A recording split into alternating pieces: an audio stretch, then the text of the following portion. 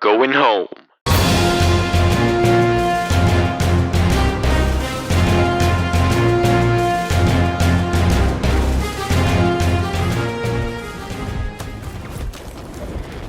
Hey guys, welcome back to my channel, and in today's video I'm going to be discussing what could be, and maybe what should be, Battlefield 6. So for a little bit of background real quick, last Call of Duty game that I played was Black Ops, the original. After that I played Battlefield Bad Company 2, Battlefield 3, and Battlefield 4. I have been, like the majority of the Battlefield fan base, I would guess, refugeed in Warzone because it's the only sort of modern game that gives us that satisfaction of a modern day Battlefield. So I wish that this video could be Battlefield 4, but as you know, they haven't released that on the next or current gen consoles, so we're gonna have to settle for Battlefield 5. Now, let's get started. The first thing that I want from Battlefield 6, and that I think they will do, they would be very dumb not to do this, would be to include something like the Call of Duty gunsmith system. Now before you listen to any of these points in this video and start saying that I'm a Call of Duty player, I'm not. I just think that some of these are good ideas, okay? So Battlefield 4 actually did this well with the gun attachments. It wasn't possible to do it in Battlefield 5 or Battlefield 1 because of the historical setting. So Battlefield 4 did this well because, you know, you could change your sight, you could have an accessory on the gun like a laser or canted sights, you could have a barrel, heavy barrel, or suppressors, and it wasn't so over the top that you could make a whole new gun. And I think this is a good thing because it sort of prevents the generation of a sort of meta loadout. In Battlefield games, you really customize your gun to serve the purpose that you want it to do. So yeah, definitely have some sort of gunsmith system. Secondly, I'd want to have squad pinging, okay? So once again, from Warzone, the ping system is very useful, and I can only imagine how useful such a system would be in Battlefield multiplayer. And I believe only the people within your squad should be able to see your pings. This will definitely promote teamwork, which is obviously one of the main sort of selling points of Battlefield games. So the next thing that I would want to argue against is what I would describe as Fortnite cosmetics, or appeasing the Fortnite crowd. Okay, so in the last Battlefield, I think DICE has learned, or they should have learned, how much they need to respect the original fan base, the people that really love Battlefield, instead of just trying to please some games journalists or trying to keep happy people on Twitter. So if you want to have cosmetics, that's kind of unavoidable in this current sort of gaming market. Just no anime guns, no, you know, superhero skins. It's a Battlefield game. Keep it within the realms of a Battlefield game. If we try to please the Fortnite crowd, it's not going to go down so well with the people that actually want to buy Battlefield 6 and that are actually excited for Battlefield 6 even 1 year before it comes out, okay? Game modes, I think Bad Company 2 was very rush focused.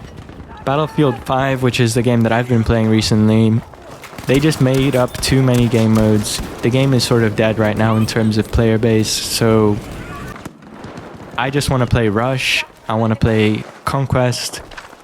They don't need to keep inventing game modes to keep the game fresh, you know.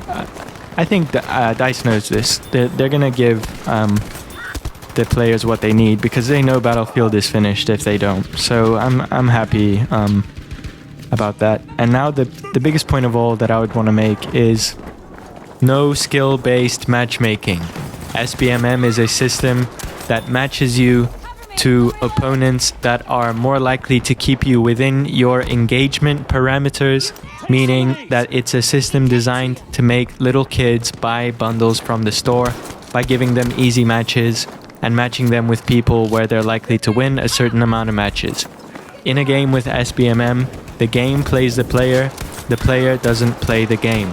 Those little kids will buy bundles and Activision will make their money at the expense of the 90% of the player base who is just trying to have fun, but the system makes the game boring. Everyone knows this about Warzone. Everyone hates it about Warzone.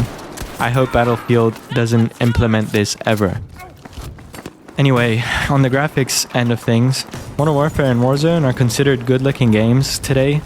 This is really good for Battlefield, okay? Because they have no... Warzone is only a good game right now because they have no competition whatsoever. So, Battlefield 5 is a good-looking game. It even holds up nowadays in 4K, and it came out in 2018. So, I have no doubt that Battlefield 6 is gonna blow Warzone out of the water. And Battlefield 6 is the first AAA next-gen first-person shooter, so I'm sure that they're gonna just do an amazing job with this. I have no worries there, okay? The next point that I want to make is the Battle Royale. Battle Royale is a good thing. I know a lot of people are against it, but it's a good thing. It brings players to your game. What I don't want is the devs to prioritize Battle Royale and sacrifice the quality of the multiplayer because the fan base is desperate for a good Battlefield, okay? For all I care, don't even do a campaign. Just do a really good Battle Royale. Just do a really good multiplayer. The only argument against the BR that I can think of is that BR is what brings the cosmetics crowd, which the Battlefield fan base doesn't want. So as long as they keep that in check, I don't even care. I'll probably play the BR because my friends probably will want to play BR as well.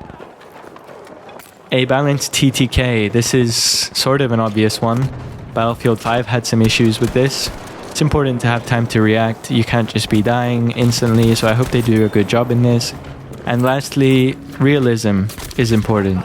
Battlefield, it's not a hardcore simulator, you know, combat simulator, like a lot of these games you see on PC, but it's not Call of Duty. It's not an arcade game. Okay, so DICE has seen this with Battlefield 5 and Battlefield 1 with the backlash about, you know, historical inaccuracies. The fan base cares about having a game that is realistic and immersive, which is also my point against, you know, having all these crazy skins and gold guns and whatever. Some of it is unavoidable, but I hope they can do a good job about it.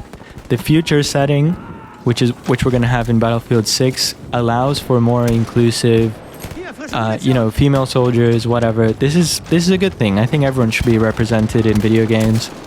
But the issue only comes when a game is clearly political. People want to play video games. In every facet of our society nowadays, we're getting, you know, politics shoved down our throat. Some people just want to play video games to forget about it. They don't want politics in their video game.